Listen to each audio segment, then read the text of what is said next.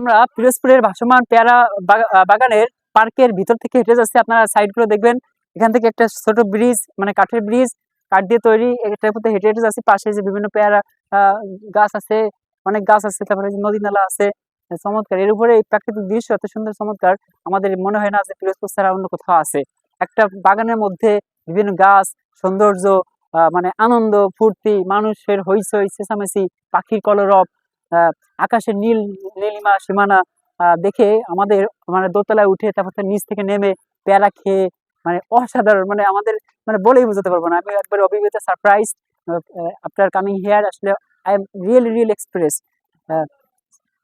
ওকে, দেন আমরা হাঁটতে থাকি, আপনারা দেখতে থাকুন দর্শক, কত সুন্দর সুন্দর পেয়ারা গাছ। তো পেয়ারা এগুলো শেষ হয়ে গেছে, সবাই খাচ্ছে, তো খাইতে খাইতে শেষ করে দিচ্ছে। যে আসে এই মধুর পেয়ারা, মধুর চেয়ে মিষ্টি, খেতে লাগে কি আল্লাহর কি অনা সৃষ্টি। তো এগুলো খেতে লাগে খুব মিষ্টি। তো আমি একটা পেয়ারা খাবো খাবো করে, পেয়ারা কই একটা তো দেখতেছি না।